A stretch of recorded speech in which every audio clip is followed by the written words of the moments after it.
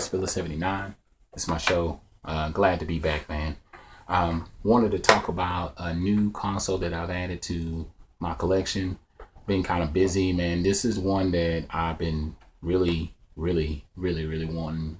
Probably for the last 2 years or so. I've been wanting to add this back to my collection, and I finally found it.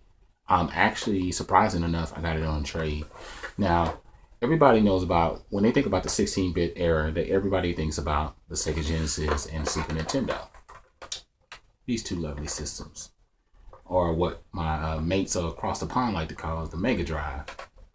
And I know everybody knows about those systems. They love them, and you know, you got your fanboys or whoever that either chose either one.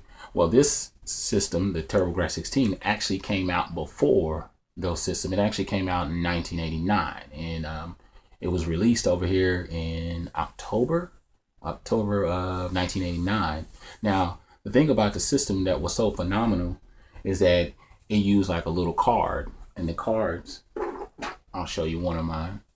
This is Keith Kerr's. One of the cards they would call Hue cards or turbo chips. What was phenomenal about them is that all you had to do was just slide this in, just like a floppy disk that you would do into your hard drive or into your computer, your CPU, whatever you want to call it, and it will allow you to play games.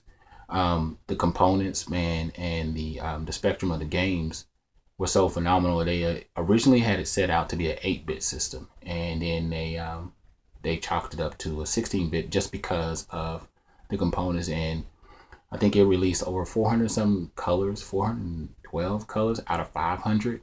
So even to this day, the game holds up really well. Some of the big games that came out were Bonk's Adventure, Legendary Axe. It started out like a shooter system for, you know, like games like R-Type, and I think it was called Blazing Lights or something like that. But yeah, that's just a little history. But for me, the reason why I wanted this back was because the Turbografx 16 had such an impact on me. I never thought that we would be able to have a system without the cartridge. I always associated video games with cartridges because of NES, Super NES, Sega Genesis. They all were based around cartridges. Anytime you associated yourself with that, you had to end up blowing. You always had to blow into it or clean off the dust.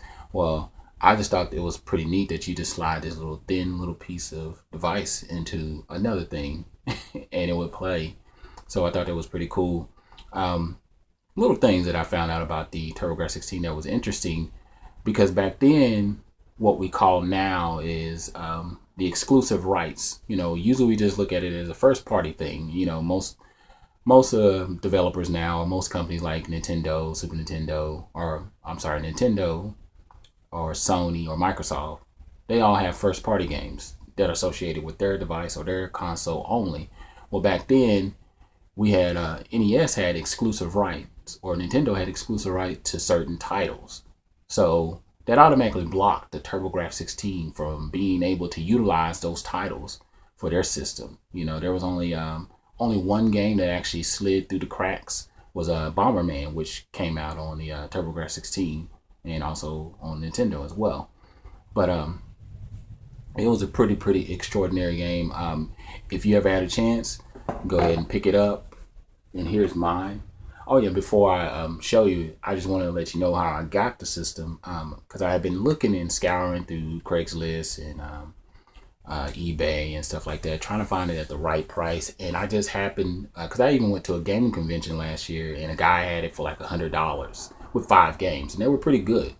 I think they even had Legendary Axe. That's like one of my favorite titles out of all of the games. I mean, there's a lot of games, and I'm going to be picking up a whole bunch of games for the system.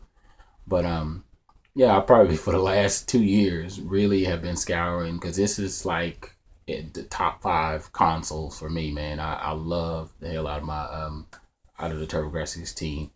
But yeah, I originally got one towards the what I've come to find out is towards the end period, because I think it ran from 1989 to about 1993 or 94. So right around that time, between the Sega Genesis and Super Nintendo, those systems got pushed to the front, and those systems translated a lot more over here in the States, and whereas the Turbografx 16 kind of suffered. But I actually went on Craigslist, and a guy, ironically, that I already knew that I did business with prior over some other games that I picked up from him. He was happened to be selling one, and he actually told me you can either pay $70 or get it on a trade.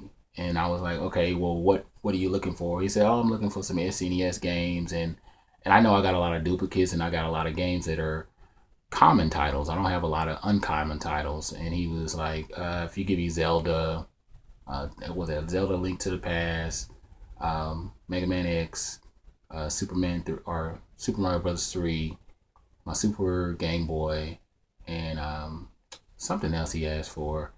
But I know it was like 5 games or 5 things that he asked for. And I was like, it's no big deal, because in all honesty, I wasn't playing those games that much, but I know that I can get those back because those are easily accessible. Whereas a Turbografx 16, you don't run across those every day. Systems are hard to find. Games are hard to find. Most time you have to either go on Craigslist or you got to go on eBay. I want to go ahead and actually show you what my Turbografx 16 looks like. It was originally called the Turbografx 16, but it also has the name PC Engine. And that's actually the Japanese version. I mean, you know how we got, just like I was saying, we got the Super Nintendo, but we also have the Famicom, and then we have the Sega Genesis, but we also have other, like we have the Mega Drive. But those games, most of those games, they're not, they're not bound to that one. They're not region bound. Like they can't just be brought over to the States and played from another device, from an American device versus a device across the pond. But yeah, here's the Turbografx 16, and man, I've been wanting one for a long time, and to have this back. And here's the expansion where you can actually put in the CD player or the CD-ROM. It's a nice little hookup. Everything's still in perfect condition, and just like I was saying about the game, it just slides right into the slot. No need to worry about having a hard time starting it up. Everything. It's your startup button, and then on the side you actually have your little hookups, your power cord, and your switch. You can switch from channel 3 to channel 4, just like you did back in the day with the Nintendo or your Super Nintendo.